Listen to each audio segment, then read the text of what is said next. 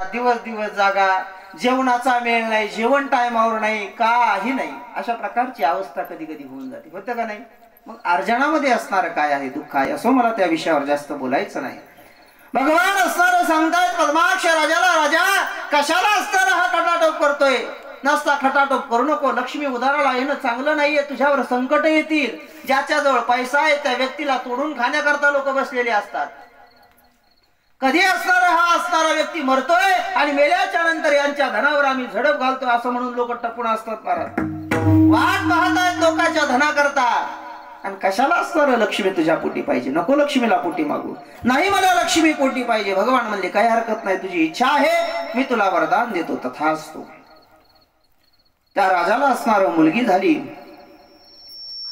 त्या असणाऱ्या पद्माक्ष राजानं त्या मुलीचं नाव पद्माक्षी असं ठेवलेलं आहे, किंवा पद्मावती असंही असणार तिचं नाव सांगितलेलं आहे. भगवान विष्णूनं त्याला मुली करता एक मातुलिंग त्याच्या हातामध्ये दिलं. त्याला आपल्या इकडं महाळुंग म्हणते. आहे का इकडं अजून काय शब्द आहे त्याला? महाळुंगाचं फळ पुण्यामधलं महाळुंग माहित असेल फळ माहितीये का? फळ महाळुंगाचं इकडं काय म्हणतात? मातुलिंग, महाळुंग असे दोन शब्द आहेत बघा त्याला. इकडं काय म्हणतात आता मलाही माहित नाही. नंदू महाराज बोलत नाही महाळुंगच म्हणतात ना. मी नव्हतो रामायणाच्या काळात नाथ बाबांनी फोटो बी नाही काढून तुला. हा तेच शब्द भेदानं तेच असणार. मोठा असं फळ समजा, थोडक्यामध्ये डांगरासारखं, काशी फळासारखं असं मोठं असणार एक फळ. त्याला कोहळा असंही म्हणत असावे बरं का. कवळा, कोहळा, त्यालाही मातुलिंग म्हणण्याची शक्यता आहे. हे म्हणते सगळ्याच्या दारात टांगलेलं आहे ते नजर लागू नाही काय नाही म्हणून कोणी काय करतं, ते टांगतात. आणि नवरात्रामध्ये त्या देवीला बळी देत असताना या कोहळ्याचा बळी देतात बरं का, खरा बळी देत नाही येत. आता आम्ही दरवर्षी नवरात्रामध्ये आमच्या गावामध्ये देवी यज्ञ करत असतो. इथं जसा उद्या दत्त याग होणार आहे का, तसं आमच्या गावाकडे आम्ही देवी यज्ञ करत असतो. प्रभू रामचंद्र जय असो. त्या ठिकाणी असणार भगवान विष्णूने हातामध्ये मातुलिंग घेतलं. ते मातुलिंग असणार त्या राजाच्या हातामध्ये दिलं. भगवान विष्णू अंतर्धान पावले आणि त्या मातुलिंगामधून असणारी ती कन्या प्रगट झाली असं नाथ राजा वर्णन करतायत. पद्माक्ष राजाच्या घरी जन्माला आली म्हणून पद्मावती नाव ठेवलं. या ठिकाणी नाथ राया म्हणतात ती मातुलिंग त्या देवीच्या हातामध्ये अजून आहे. आता सध्या कालच गुरुवार झाला, बरोबर आहे की नाही? गुरुवार झाला की नाही? पूजा केली का नाही? काल शांबाला वाचली का नाही? सुरत चंद्रिका भद्रशर्वा श्रामबाला वाचली ना?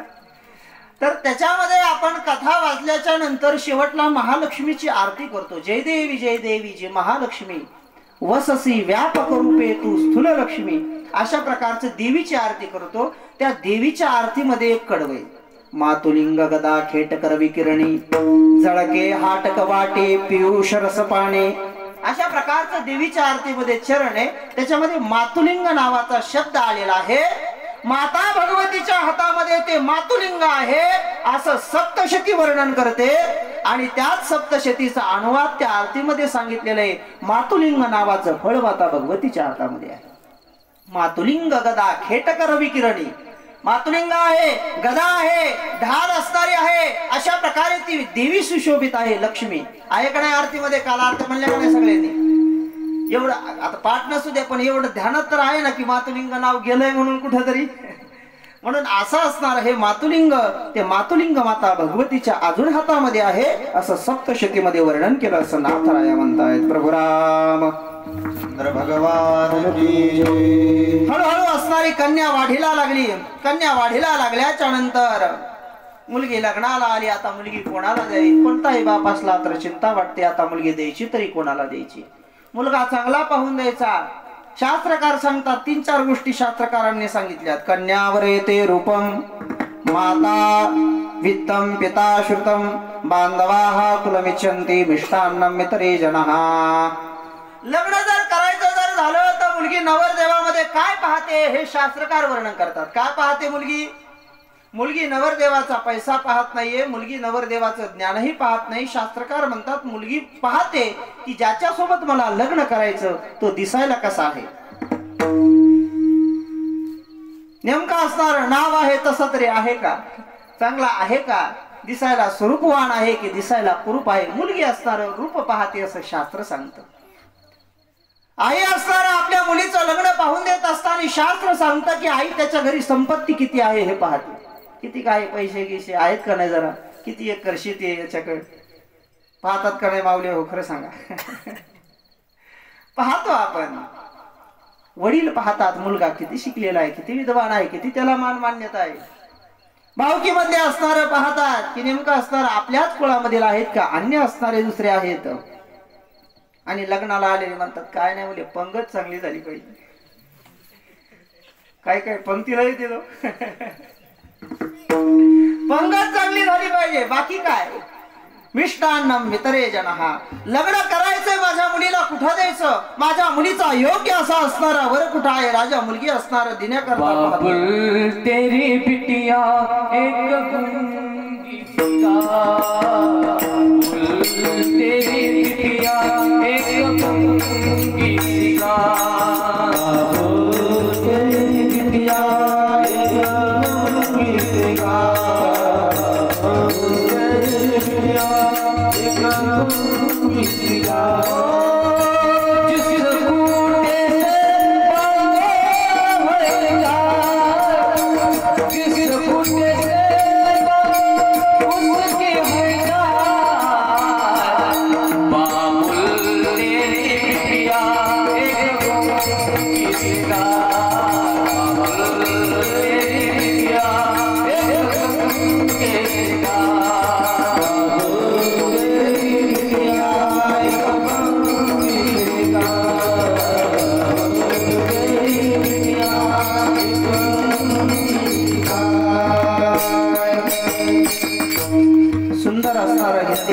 प्रमाण नारायण महाराजांनी दिलं.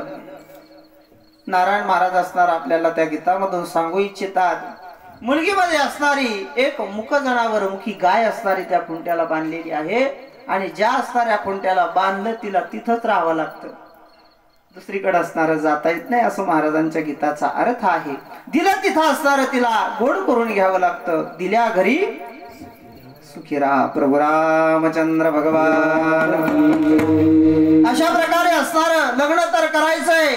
मग लग्नाला आता कोणी आलं की म्हणायचं आम्हाला मुलगी द्या, आमच्या घरी कशाची कमी नाहीये, आम्ही मोठे आहोत, बलवान आहोत, पराक्रमी आहोत, धन आहे, राजवाडा आहे, मोठं आमचं सैन्य द्या. कोणी कोणी मुलीसाठी चढून वाढून सांगतं बरं का. काही काही जण दुसऱ्याच्या बैठकीत बसायला येतात. म्हणजे कोणाला मला नाव ठेवायचं नाही आणि व्यवहारातल्या जास्त गोष्टी सांगायच्याही नाही असं आपण करतो. खोटं नाटक असणारा आपण करायचा प्रयत्न करतो. मुलीच्या प्राप्ती करता सर्व खोटं नाटक कोणी कोणी करू लागलेलं आहे. एक जणाचं लग्नच होत नव्हतं, काय करावं माऊली, लग्नच होत नव्हतं. एक जणाचं लग्न होत नव्हतं म्हणून असणारा परेशान होता. बाप म्हणला तुझं बोलणं धड नाही. काय तुझं बोलणं काही धड नाही, बोलताना नीट बोलत नाही. पाहुणे आले तर पाहुण्याला तुला नीट काय बोलावं हे कळत नाही. जे आहे ते आपले बोलत जा. तू कधी ना खोटं मोठं बोललं पाहिजे ना. तू जर खोटं नाही बोललं तर तुला तसंच मुंजा राहावं लागेल म्हणले. आणि मग तुला झाडाखाली बशी दे. मुंजा आहे इकडे मुंजाच म्हणते तुला मुंजा राहावं लागेल. जर लग्न करायचं असेल, तुला वाटत असेल तुझं लग्न व्हावं तर मी सांगतो तसं कर. बापाने सांगावं. आणि मग बाप म्हणतो आता ऐक, कोणी आलं की जे आहे ते खरं सांगत बसतो. एवढा काय सत्यवादी आहेस का? कशाला सांगायचं आम्हाला वावर नाही म्हणून, कशाला सांगायचं पावसाळ्यात घर गळतं म्हणून. तसं काही सांगायचं नाही. हे बघ, कोणताही पाहुणा आला विचारायला लागला चढून वाढून सांगायचं. वचने किंदरिद्रता. माणसाने बोलत असताना चिंगूसपणा कमी करायचा. मोठ्या माणसासारखं बोललं पाहिजे. खिशातले द्यायचे का घ्यायचे आपल्याला. म्हणून तू बोलताना हाय काही करायची नाही. दणगावून बोलायचं, कचून बोलायचं. आपल्याला कुठं त्याला बॉन्ड दाखवायचा का 7-12 दाखवायचा का काय दाखवायचं. लग्नाला असणार त्या ठिकाणी पाहुणे पाहायला आले. नवरदेव असा बसला. बसल्याच्या नंतर नवरदेवाला विचारलं का हो काही जमीन वगैरे तुम्हाला? हो हो भरपूर जमीन आहे. 2-4 हजार एकर जमीन आहे. मी सुरुवातीलाच म्हणलो बोलताना हाय गाय नाही करायची, आपल्याला लिहून थोडं द्यायचंय कुठं. काही काही जण बोलायला काय किती कंजूसपणा, काही काही जणांचा एवढा कंजूसपणा. आता आठवलं म्हणून जोकात जोक सांगतो, विनोदात विनोद. एक जण असणार त्या ठिकाणी 2 कंजूस माणसं होते बरं का माऊली. इथलं गाव आणि आपलं सुखेड गाव असे 2 गावचे 2 कंजूस माणसं होते. त्या सुखेड गावच्या कंजूस माणसाला कळालं की पाडळीमध्ये एक कंजूस माणूस राहतो. ते म्हणले चला कोण कंजूस आहे आपल्यामध्ये परीक्षा पाहू. आणि म्हणून असणारा तो काय झाला, कंजूस असणारा माणूस या पाडळीमधल्या कंजूस माणसाकडे आला. आणि कंजूस माणसाकडे आल्याच्या नंतर नेमकं जो कंजूस होता तो घरी नव्हता आणि त्याचं पोरग घरी होतं. लक्ष ठेवा बरं का, मी काय सांगतोय मला पुन्हा जागेवर आणा तुम्ही सगळे. कंजूस असणारा माणूस घरी नव्हता, त्याचा मुलगा घरी होता. आल्याच्या बरोबर असणार त्याचा मुलगा त्या ठिकाणी बसला. बसल्याच्या नंतर त्याचं आदरातिथ्य केलं आणि बसल्याबरोबर असणार आता काय करावं म्हणून असणार हा जो आला आता रिकाम्या हाताला तर यायला नव्हतं पाहिजे. आणि म्हणून याने काय केलं, आपल्या जवळचा पेन काढला, आपल्या जवळचे असणार थोडासा कागद काढला आणि कागद काढून त्याच्यावर असा गोल असा काय केला, थोडासा आकार काढला आणि तिथं लिहिलं टरबूज. इकडं कलिंगड म्हणतात बरं का, कलिंगड असं तिथं नाव लिहिलं. आणि म्हणे हे जर रिकाम्या हाताने काय येऊ नाही, मी तुझ्या करता कलिंगड आणलं.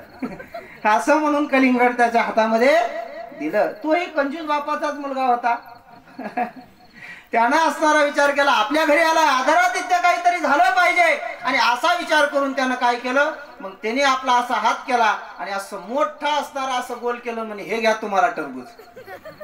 अशा प्रकारे असणार त्याला हात केला. गोष्ट एवढ्यावर संपली नाही महाराज, ऐका. एवढं मोठं टरबूज त्याला दिलं असा रिकामा हात करून बरं का, दिलं काहीच नाही, नुसता असा हात केला. आणि हा कंजूस निघून गेला. आणि निघून गेल्याच्या नंतर त्याचा बाप घरी आला. बाबा आपल्या घरी एक माणूस आला होता सुखेडचा, तो म्हणू लागला असणारा मी सुखेडचा प्रसिद्ध कंजूस आहे. आणि प्रसिद्ध अशा पाडळीच्या कंजूस माणसाला म्हणजे तुम्हाला भेट करता तो आला होता. तो आपल्या घरी आला. वा वा वा, काय आदरातिथ्य वगैरे त्यानं काय आणलं का? हो हे बघा बाबा, त्यानं असणार वही पेन सोबतच त्याच्या होता. एक पान फाडलं, त्याच्यावर गोल काढलं आणि कलिंगड लिहून मला दिलं. वा वा, तू काय दिलं त्याला? काय नाही बाबा, मी असणार त्याला असं मोठं त्या ठिकाणी काय केलं, नुसतं हवेमध्ये असं फिरवलं आणि म्हटलं की हे घे टरबूज, हे घे कलिंगड. त्या बापाने 2 काना खाली दिल्या पोराच्या. का दिला? तो म्हणला बाबा त्या असणाऱ्या माणसाची शाई वाया गेली, त्या माणसाचा कागद वाया गेला. मग कोण असणार त्या ठिकाणी मोठा आहे? मी नुसता असा हाताने केलं आणि त्याची शाईन कागद वाया गेला. आता सांगा कोण मोठा कंजूस आहे? कोण मोठा कंजूस आहे? तुम्ही बोलायला कम कंजूसी करायला, बोला की. बोला. पाडळीवाला कंजूस आहे माऊली म्हणाले, असं म्हणू नका ना.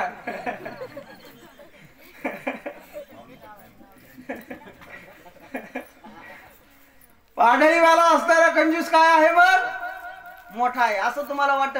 मग माझ्या काळामध्ये असणारं तुम्ही का आणलं? त्याचं कारण असं आहे, म्हणले येड्या तुला कळत नाही का, एवढा मोठा गोल देते तो इतकुसा द्यायचा ना. कंजूस वचने किमदारीत राहता, बोलत असताना कमून कंजूसपणा करावा. आता एवढा दिला का एवढा दिला का, खिशातून काही गेलं का? काही गेलं नाही.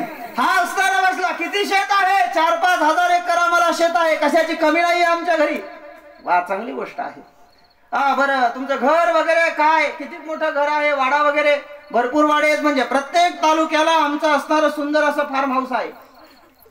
बोलायला मी आधीच सांगितलं, बोलायला आहे काय करायची नाहीये.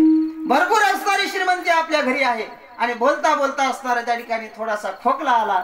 खोकला आल्यावर खोकला पाहुणे म्हणले काही खोकला वगैरे झाला नाही? म्हणे मला तर टीबीच झालाय म्हणे. आता वचन हे किमदारीत.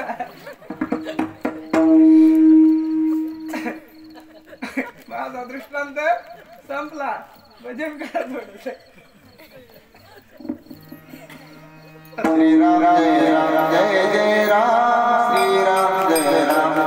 जय जय राम, श्रीराम जय राम जय जय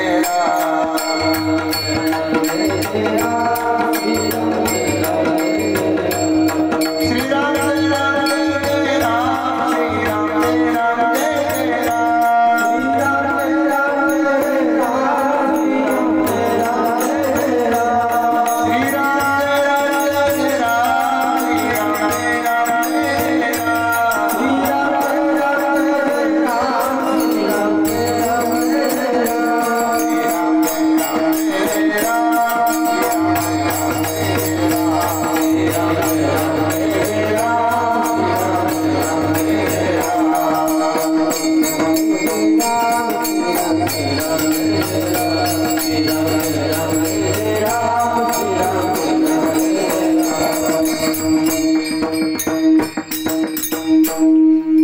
प्रसंगा विषय चालू होता. लग्न होण्याकरता कोणी कोणी खोटं बोलतं. राजा असताना मुलगी कोणाला द्यावी याचा विचार करत होता आणि विचार करत असताना त्यानं विचार केला, एक पण केला, ज्याचा रंग असणारा आकाशासारखा असेल त्याला मला मुलगी द्यायची. आकाशासारखा रंग कोणाचा आहे? माता यशोदा भगवान श्रीकृष्णांचं वर्णन करत असताना त्या गवळणीमध्ये सांगते, माझा असणारा भगवान श्रीकृष्ण, माझा भगवान श्रीकृष्ण जो आहे तो भगवान श्रीकृष्ण कसा आहे? काय झालो?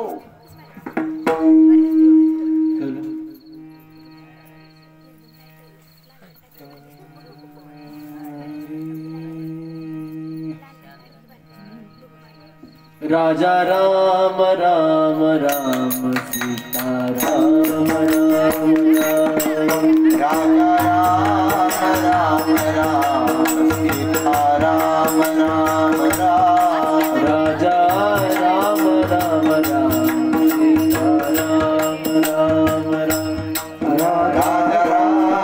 राम राम राम. राजा राम राम राम सीता राम राम राम. राजा राम राम राम सीता राम राम राम. राजा राम राम राम सीता राम राम राम.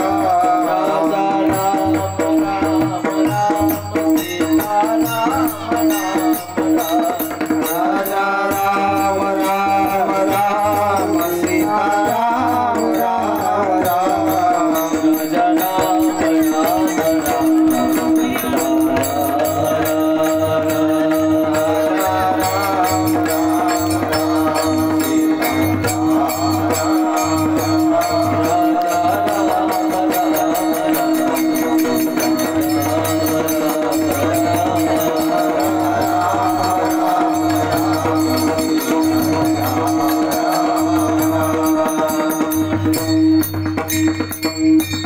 प्रभु रामचंद्र राम भक्त हनुमान श्याम कुणाला असणारा मुलगा द्यायचा, कुणाला मुलगी द्यायची, ज्याचा रंग आकाशासारखा आहे. त्या गवळणीमध्ये भगवंताचं वर्णन करत असताना माता यशोदा म्हणते, माझं मुलगा अंगणामध्ये असणारं रांगत आलं, माझ्या कृष्णाला कोणी पाहिले का? गवळणीमध्ये माता यशोदा म्हणतात, माझा कृष्ण देखील काय? कोणीतरी सांगा गे सांगा, माझा कृष्ण देखिला काय? माझा कृष्ण देखिला काय? कोणी सांगा रे सांगा, सांगा रे सांगा. कोणीतरी सांगा रे सांगा.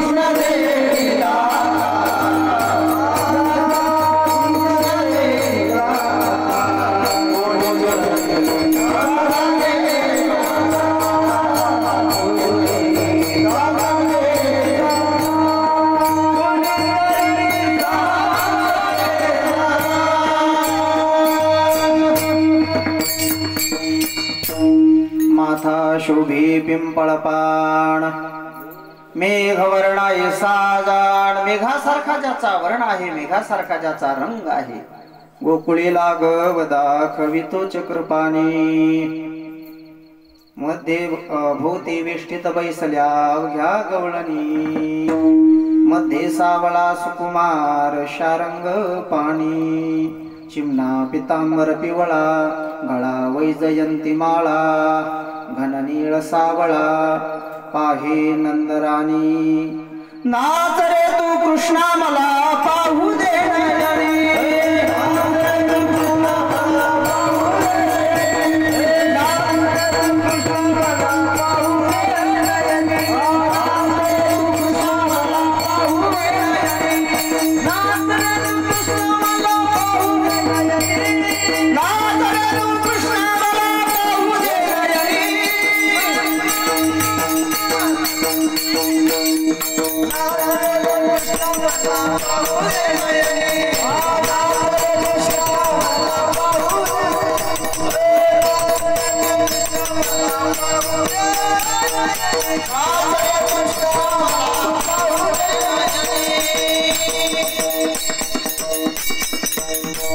आकाशासारखा रंग कोणाचा आहे घनश्याम महाराम लावण्य मूर्ती महाधीर गंभीर पूर्ण प्रतापी करी संकटी सेवकाचा पुढावा प्रभाते मनी राम चिंतित जावा जय जय रघुवीर समर्थान्य वर्ण केलीलांबुज श्यामल कोमलांगम घन श्याम सुंदरा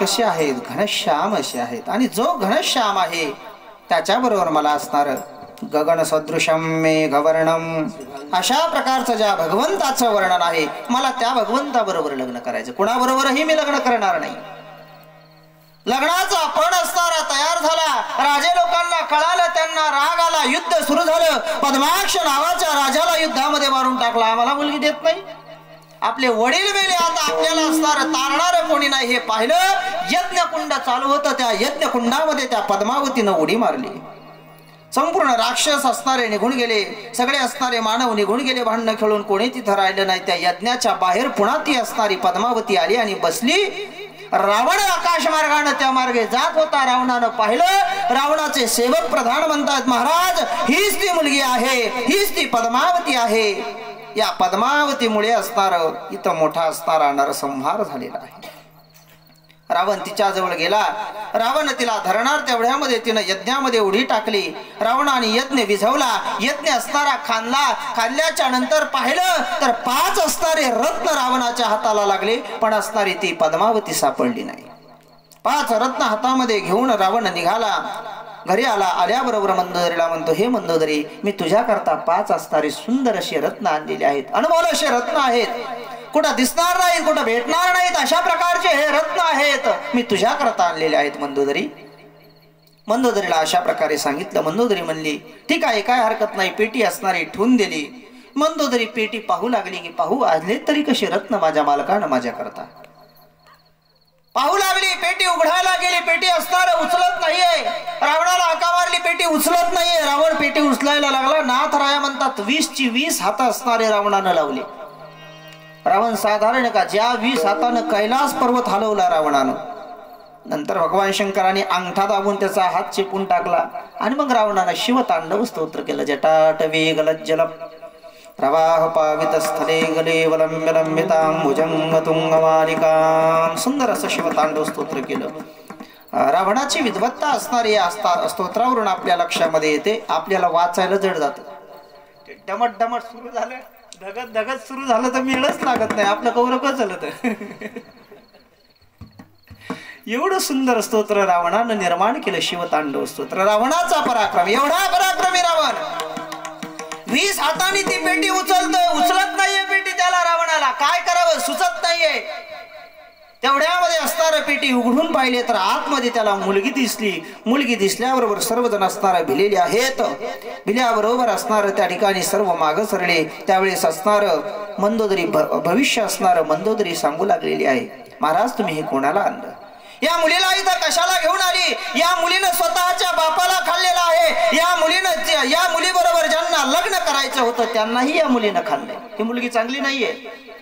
ही मुलगी असणारी घरी ठेवण्याच्या लागी नाहीये. ही मुलगी असणारी सांभाळण्याच्या लागी नाहीये. तुम्ही असणारी हिला सोडून या. ही मुलगी आपल्या घरी राहणार नाहीये. ही आपल्या राष्ट्राचा नक्कीच नाश करेल. अशा प्रकारे मंदोदरी बोलत आहे. रावण म्हणला आत्ताच मारून टाकतो, हिला कुठं नेऊन टाकायचं कशाला? त्यावेळेस असणारं मंदोदरी राक्षसी असणारी जरी होती, त्या रावणाची पत्नी होती, तरी मंदोदरीचे वाक्य बाळ हत्या करू नये. बाळ हत्या केल्यानं असणारं मोठं पाप लागतं. बाळ हत्या एवढं मोठं पाप नाही, अधिक आपल्यावर संकट येईल. बाळ हत्या हे मोठं पाप शास्त्रानं सांगितलेलं आहे. कंसाच्याही मनामध्ये दया निर्माण झाली होती. लहान लेकराला म्हणून मला असणारं काय भेटणार? मग नारद आले, नारदाने सांगितलं मग वधे बाळकासे ठेवू नको, म्हणून त्यानं मारलं. बाळ हत्या ही असणारी सर्वात मोठं असणारं पाप आहे. शास्त्र वर्णन करतं, ग्रंथ वर्णन करतं, ज्या माऊलीनं या जन्मामध्ये असणारं बाल हत्या केली त्या माऊलीला पुढचे 7 जन्म असणारं पुत्राची प्राप्ती होत नाही. कुठंतरी चिंतनामध्ये विषय गेला होता. माता राधेनं गोलोकामध्ये असणारा आपल्या गर्भाचा पात केला. आता राधा मातेला 7 जन्म का काहीतरी असणारं पुत्र नाही. कुठं चिंतनात गेलं आता आठवत नाही, पण वाचनात गेलं. म्हणून गर्भपात, बालहत्या हे मोठं पाप आहे. त्या मंदोदरीला, लहान मुलीला मारू नये ही दया आली. रावणालाही मंदोदरीचं म्हणणं पटलं. पण आपण आजकालचे लोक रावणापेक्षा, मंदोदरीपेक्षा आपली असणारी नीच अशी वृत्ती झालेली आहे की आपल्याला या गोष्टीविषयी थोडं काही असणारं त्या ठिकाणी मनामध्ये वाटत नाहीये. या राक्षसाच्या वरची वृत्ती होऊन आपण असणारा आज या काळामध्ये गर्भाचे पात असतील, बालकांची हत्या असतील, अशा प्रकारच्या क्रिया असणार करून राक्षसापेक्षा आपण नीच आहोत हे आपण आपल्या वागणुकीमधून दाखवत आहोत. प्रभू रामचंद्र भगवान की, राम भक्त हनुमान की, शांती ब्रह्म एकनाथ महाराज की जय. बरेच जण असणार त्या ठिकाणी गर्भपात करतात. का गर्भपात करतात? अजून असणार आम्ही कोणत्याही प्रकारचं काही केलं नाही, आमचं नियोजन नाहीये, आम्ही अजून काही कमवलं नाही, आम्ही अजून काही केलं नाही, आमचं घर नाही, आमचं दार नाही, काहीतरी असणार आमचं जरा सेटल होऊस तर आम्ही मुलबाळ होऊ देणार नाही, अशा प्रकारचे असणारे वाक्य ऐकायला भेटतात. पण जर असं तुम्ही जर केलं तर ग्रंथशास्त्र वर्णन करतात, देवानं दिलेलं जर तुम्ही नाकारलं तर वेळ असा येईल, एक प्रसंग असा येईल की तुम्हाला असणार त्याकरता रडावं लागेल. प्रभू रामचंद्र भगवान, राम भक्त हनुमान, शांती ब्रह्म एकनाथ महाराज की जय. म्हणून असणार बाळ हत्या करू नका हे मंदोदरीचं बोलणे. रावण ही बाळ हत्या असणार करत नाहीये. त्या ठिकाणी रावणानं बाळ हत्या करायचं असणार त्या ठिकाणी रद्द केलं. काय करावं? मंदोदरी सांगते, हिला जर आपल्याला ठेवायचं असेल तर कुठेही ठेवायला जमणार नाहीये. हे म्हणजे असणारं मोठं आपल्यावरचं संकट आहे. अवचित असं आलेलं संकट आहे. जसं असणार तो हिरण्यकश्यपू, त्या हिरण्यकश्यपूच्या असणाऱ्या सभेमध्ये त्या खांबामधून जसे भगवान प्रगट झाले आणि प्रगट झाल्याच्या नंतर भक्त प्रल्हादाचं रक्षण केलं, तसं इथं थोडंफार झालेलं आहे, ते वर्णन करते. जगद्गुरु तुकोबाराय हे असणार आपल्या अभंगामध्ये वर्णन करून सांगतात की भगवंत त्या स्तंभामधून निघलेले आहेत. हाके सरसी उडी गालुनिया स्तंभ फोडी, गालुनिया स्तंभ फोडी, गालुनिया स्तंभ फोडी. हाके सरसी उडी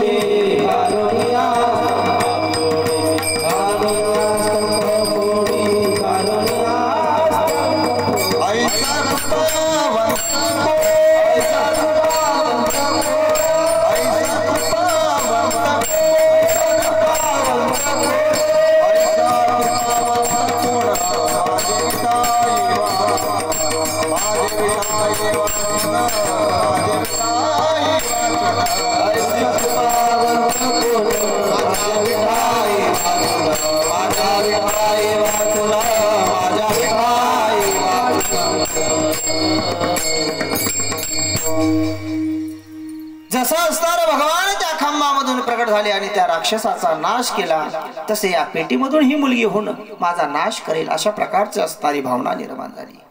कुठं या मुलीला सोडायचं? त्यावेळेस मंदोदरी रावणाला सांगते, ही कन्या कुणाच्याही घरी राहणार नाहीये, ही कन्या कुणाच्या घरी आणि कुणाला पचणारे ते नाथ बाबा आपल्याला सांगतायत. जो गृहस्थाश्रमी ब्रह्मचारी हे वाढेल त्याचे घरी, जो आत्मत्मे वर्तेल चराचरी त्याच्या घरी नांदेल. ही लक्ष्मी कोणाच्या घरी राहते? ही मुलगी कुणाच्या घरी राहील? जो संसारामध्ये आहे आणि ब्रह्मचारी आहे. आता लग्न केल्याच्या नंतर कोणी ब्रह्मचारी म्हणेल का? महाराजाचं लग्न झालं महाराज म्हणतात मी ब्रह्मचारी आहे. कोणी जर असणारा असं म्हणेल तर असं ब्रह्मचारी म्हणल्याच्या नंतर वाटणार का नाही? आता भगवान श्रीकृष्णाला तुकोबारा म्हणतात ना अभंगामध्ये, तुका म्हणे नटधारी भोग भोगुनी ब्रह्मचारी, भोग भोगुनी ब्रह्मचारी, भोग भोगुनी ब्रह्मचारी. तुका म्हणे नटधारी भोग भोगुनी ब्रह्मचारी, भोग भोगुनी ब्रह्मचारी, भोग भोगुनी.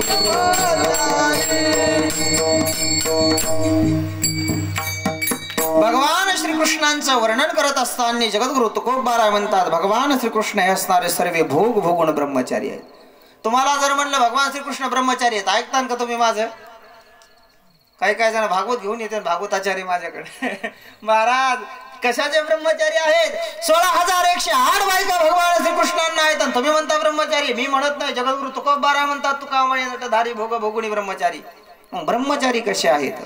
ब्रह्मचार्याची व्याख्या, ब्रह्मचारी लग्न झालं तरी त्याला ब्रह्मचारी केव्हा म्हणावं, नाथरायांनी नाथ भागवतामध्ये व्याख्या सांगितलेली आहे. ऋतुकाळी ज्या स्त्रीगमन ते पुरुष ब्रह्मचारी पूर्णवेद निवृत्ती प्रजान त्यागरूपे आपण भोगाते नेमी.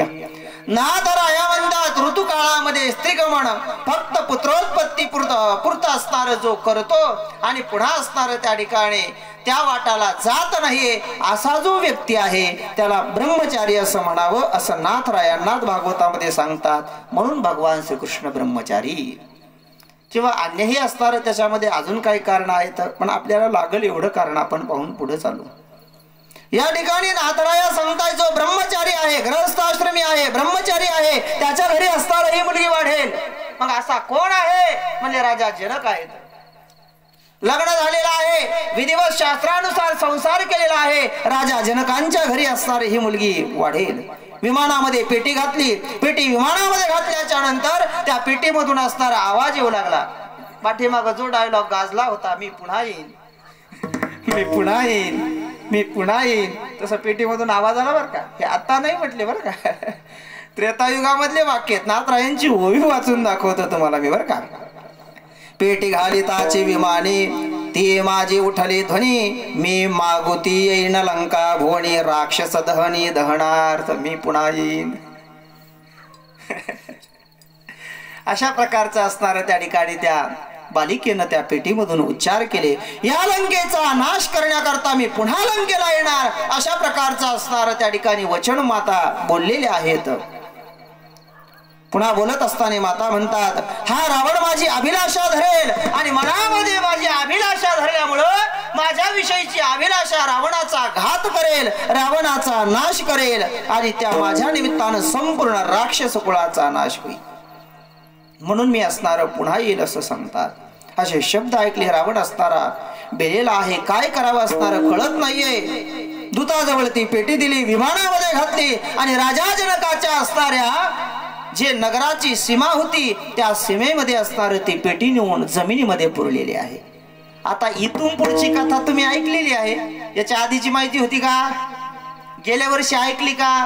का ऐकली नाही? एक तर रामायणाचा टाइम साधला नाही आणि दुसरं म्हणजे रामायण गेल्या वर्षी सविस्तर पाहिलं नाही. आता ठरलंय की रामायण जरासं काय करायचं, थोडं सविस्तर पाहायचंय. म्हणून फक्त बालकांडाचं चिंतन. प्रभू रामचंद्र भगवान की जय. इथपर्यंतची कथा या ठिकाणी नाथांनी वर्णन करून नाथ आता पुढे सांगतायत. त्या जमिनीमध्ये असणारी ती पेटी पुरली. पेटी पुरल्याच्या नंतर राजा जनकांनी ती जमीन एका ब्राह्मणाला खाण्याकरता दिली होती. जमीन इकडे खाण्याकरता देतात का? खातात का इकडे जमीन? कशी खाण्याकरता देतात? पिकवायला देतात. बरोबर आहे की नाही?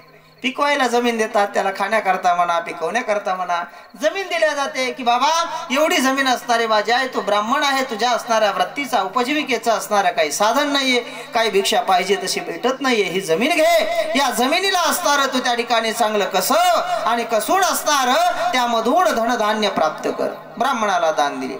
आता तो ब्राह्मणच होता. ब्राह्मण म्हणल्यावर मुहूर्त पाहू लागला की नांगर कधी धराव. काही काही जण फार मुहूर्ताचा विचार करतात बरं का. मुहूर्त नाही करावा, नाही असं नाही बरं का, फार नाहीच असं म्हणत नाही. पण काही काही जण नाही. तिथं एक जणाच्या घरी चोरी झाली, ब्राह्मणाच्या घरी चोरी झाली. ब्राह्मणाच्या घरी असणारी चोरी झाली. चोरी झाल्याच्या नंतर चोर आले, चोरांनी सगळं चोरलं. ब्राह्मण बघायला लागला. ब्राह्मण सारखा पाहतोय, ब्राह्मणाच्या देखत चोरांनी सगळं चोरलं. ब्राह्मणांनी सगळं, त्या चोरांनी सगळं घेतलं. चोर निघून गेले. निघून घेतल्यावर बायको असणारी बोलायला लागली, अहो काही कळतं का नाही, तुमच्या समोर असणारं चोरांनी सगळं लुटून नेलं. आरडाओरड करायची, लोकांना बोलवायचं, चोरा आले धावा पळा असं म्हणून असणारं म्हणायचं. तुम्ही काहीच म्हणले नाही, ब्राह्मणाला जाऊन दिलं, आपलं चोरांना जाऊन दिलं. असं का केलं? तुम्हाला एक थांब शांत बस म्हणले. अजून 1 तास ओरडण्याकरता मुहूर्त नाही. कळालंच नाही का? मुहूर्ताचा विचार कुठपर्यंत करावा, काही मर्यादा असतात. बरेच जण काही झालं की ज्योतिषशास्त्रावर, महाराज अरे काही पोरांनी काहीतरी केलं असेल का, ग्रह सगळं करायला लागलेत. सगळं ग्रहच करायला लागलेत का, त्यांनी काहीच केलं नाही का? आपण काही झालो की बारीक सारीक गोष्टीला मनामध्ये संशय असणार धारण करतो. योग्य गोष्ट नाही आहे, पण कितपत असणार त्या ठिकाणी त्याला पाहायचं, कितपत असणार मानायचं तो भाग आहे. कितपर्यंत असणारी त्याला मान्यता द्यायची. का उठलं की सुटलं, काही झालं की तेच. अशा आता मी एक श्लोकच आहे, काही झालं तर 3 जण 3 गोष्टी सांगतात बरं का. तुमच्या जीवनात काही झालं, तुम्ही राजेश महाराजाकडे आले की राजेश महाराज म्हणणार तुमचा कफ वाढला, पित्त कमी झाला आणि चित्त ताऱ्यावर. 3 दोष राजेश महाराज सांगणार का नाही? वैद्या वदंती कफवात पित्ता, शास्त्र सांगतं बरं का, मी सांगत नाही. वैद्याकडे गेले, वैद्य म्हणणार तुमचं होतं कशामुळं, कफ वात आणि पित्त ह्या तिन्हीचं साम्य काय जमत नाही म्हणून तुम्हाला रोग होते. बरोबर आहे का नाही? तुम्ही जर असणार तेच एखाद्या ब्राह्मणाकडे गेले, कुंडली काढून म्हणले तुमचा मंगळ सध्या वाकडा चालायला लागलाय, तुमचा शनी महाराज म्हणले सध्या त्याचा काय मेळ नाही, ते पुन्हा पुन्हा मागच येईल, पुढं काय जाईनातच म्हणले. अशा प्रकारचं होतं. आणि तेच जर तुम्ही एखाद्या असणार सकून बघणाऱ्याकडे गेले, अंगात येणाऱ्याकडे गेले, एखाद्या देव ऋषीकडे गेले, अशा माणसाकडे गेल्याच्या नंतर त्या माणसाला विचारलं, ते म्हणले थांबा पाहू द्या सकून. मग ते बी पाहण्याचे प्रकार, कोणी दिव्यावर पाहतं, कोणी कुठं पाहतं, आणि मग त्या ठिकाणी पाहून मग सांगता किंवा अमुक अमुक असा असा आहे, तुम्हाला इथं हे द्यावं लागेल, ह्या दिवशी द्यावं लागेल, असं द्यावं लागेल. आता नाव घेऊन सांगत नाही. एका व्यक्तीचं असणार दुखणं एकच आहे, पण 3 जण 3 पद्धतीनं सांगतात असं शास्त्राचं वचन आहे. म्हणून काय सांगत होतो मी, काय सांगत होतो? हा मुहूर्त. ब्राह्मण असणारा मुहूर्त पाहू लागला की कधी असणार शेतीमध्ये नांगर धरावा. आणि खरं आहे, शास्त्रानं शेतीमध्ये नांगर कधी धरावा याच्याकरता पंचांगामध्ये मुहूर्त आहेत. शेतीमध्ये असणार पेरणी कधी करावी याच्याकरता पंचांगामध्ये मुहूर्त आहेत. शेतीमध्ये आलेलं धान्य कधी काढावं याच्याकरता असणार मळणी वगैरे करण्याकरता पंचांगामध्ये मुहूर्त दिलेले आहेत.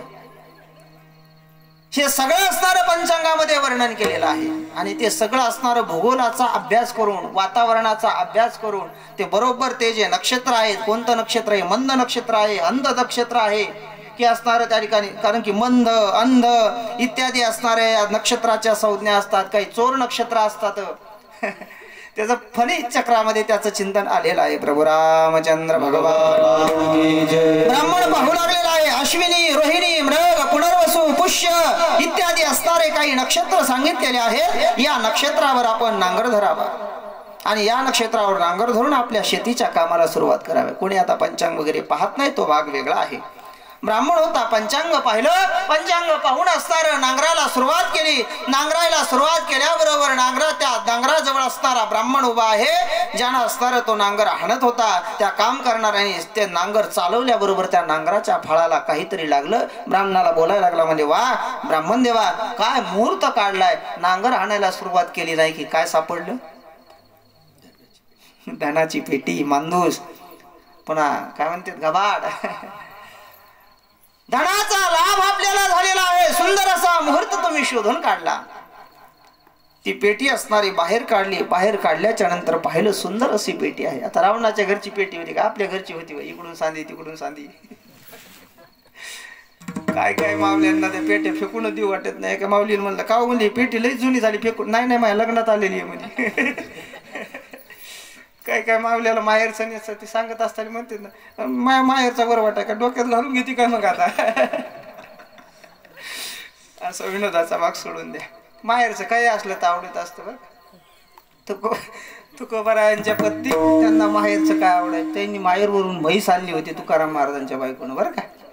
तुकाराम महाराजाची बायको तुकोबारा वैकुंठाला निघाले. म्हणले चल ना जिजे म्हणले वैकुंठाला. ते म्हणले कुठं जायचं जात, संध्याकाळी लवकर घरी या. कोण म्हणले? तुकोबारायांच्या पत्नी. मी येणार नाही म्हणले, माझ्या माहेरून म्हैस आणलेली, तिचं नाव होतं मंगळाई. माझ्या माहेरची मंगळाई दूध फार देई, असं म्हणून असणार ते गाणे गेले म्हणायच्या. असो, सांगायचा मुद्दा हा आहे की ही पेटी आता सापडलेली आहे. ही पेटीचं करायचं काय? पेटी बाहेर काढलेली आहे. तो ब्राह्मण त्रेतायुगातला होता, कलियुगातला नव्हता महाराज. त्या ब्राह्मणानं ती अशीच पेटी उचलली, राजा जनकाकडे गेला. महाराज तुम्ही मला असणार खाण्याकरता जमीन दिली, त्या जमिनीवर संपूर्ण अधिकार तुमचा आहे. फक्त खाय पुरतं काढायचं आणि जे निघल ते मी घ्यायचं. बाकी जमिनीत जे निघल त्यावर तुमचा अधिकार आहे, माझा अधिकार नाही. आताचा ब्राह्मण आणला असता, ब्राह्मण म्हणजे कोणी घ्या ना, आता जर कोणी असला असतं असं काही सापडलं असतं तर सांगितलं असतं का वावरावाल्याला? खरं सांगा, शेतावाल्याला म्हणलं असतं का बाबा ते तुमच्या शेतामध्ये एवढी पेटी निघली, एवढी असणारी पेटी तुम्ही घ्या, जे काय असेल ते पाहून घ्या तुम्ही. ते काही का असं ना आपण आपल्या घरी दिली असती. कलियुग, युगाचा प्रभाव असतो बरं का. तुम्हा आमावर कलियुगाचा, प्रत्येक युगाचा प्रभाव असतो. देवी भागवतामध्ये त्याचं चिंतन आलेलं आहे. प्रत्येक युगाचा प्रभाव आहे. स्वर्गारोहण ग्रंथामध्ये राजा धर्माची गोष्ट आलेली आहे. आता सांगायला वेळ नाही ती गोष्ट, सांगेल कधीतरी. स्वर्गारोहणामध्ये आलेली आहे. प्रत्येक युगाचा प्रभाव असतो.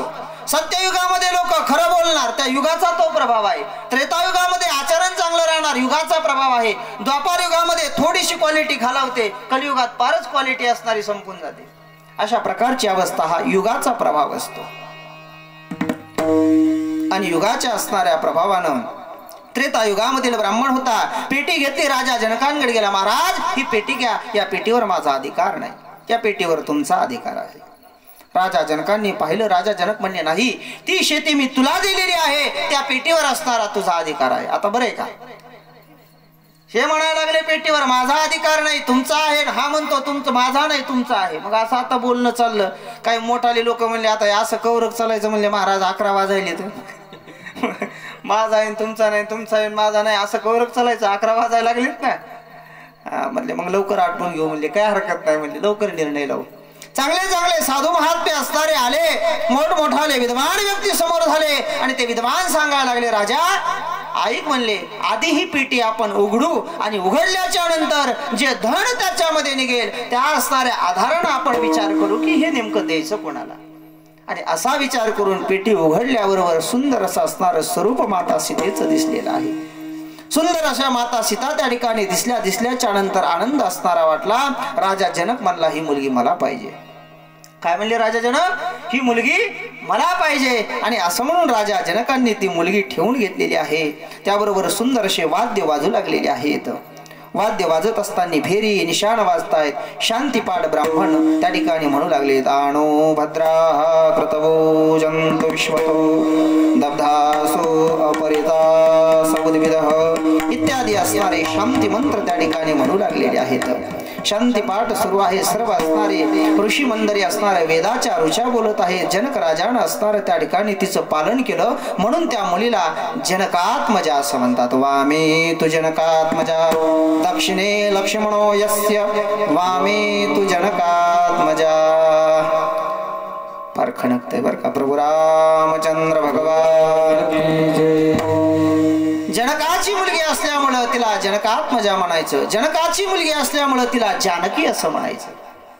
जानकी हे नाव प्राप्त झालेलं आहे. त्या धरणीपासून तिचा जन्म झाला म्हणून तिला धरणीजा असं म्हणायचं. शेतामध्ये जन्म झाल्यामुळं तिला सीता असं म्हणायचं. असे नाव माता सीतेला प्राप्त झालेले आहेत. अशा प्रकारे असणारं माता सीतेंच्या जन्माचं हे निरूपण सांगितलं. ऐकणारे लोक नाथ महाराजाला म्हणले आम्ही तर कधीच ऐकलं नाही. काय म्हणले नाथ महाराजाला लोक, आम्ही हे कधीच ऐकलं नाही म्हणले. आम्हाला आतापर्यंत माहीतच नव्हतं ही सीता अशी अशी जन्माला आली म्हणून. हे तुम्ही काढलं कुठून म्हणले? कोणत्या ग्रंथामधील तुम्ही हे काढलं? नाथराया वर्णन करून सांगता. सीतेचे जन्मलक्षण यासे मूळ स्कंद पुराण कालिका खंडे केले निरूपण समूळ संपूर्ण लिहिलेसे. ही जी कथा मी तुम्हाला सांगितली स्कंद पुराणामधील कालिका खंडामध्ये ही कथा आलेली आहे आणि तिथून मी ही श्रोत्यांना सांगितली असं नाथराया म्हणतात. आता माता सीतेंचा जन्म झाला. उद्या असणार, आता काय टाइम झालायचे, उद्या असणार काय होणार?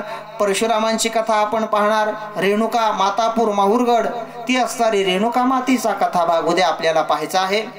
रेणुका मातेचा कथाभाग पाहून भगवान प्रभू राम त्या ठिकाणी राजा जनकांनी ते धनुष्य मोडायचाच असणारा पण का ठेवला याचंही कारण आपल्याला उद्या पाहायचं आहे. हे सगळे कारण पाहून उद्या आपल्याला माता जानकीचा आणि प्रभू रामचंद्रांचा विवाह सोहळ्याचा सुंदर असा आनंद घ्यायचा आहे. उद्या वेळेत कथेला सुरुवात होईल आणि उद्या प्रभू रामचंद्रांच्या विवाह सोहळ्यापर्यंतची कथा होईल. आजच्या कथेला याच ठिकाणी पूर्णविराम. हरये नमः. हरये नमः. हरये नमः.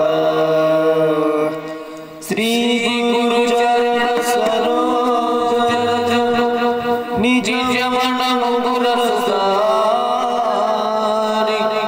बरड़ो रघुवर विमल जसु जो दायको फलचारि बुद्धिहीन तनु जानिके सुमि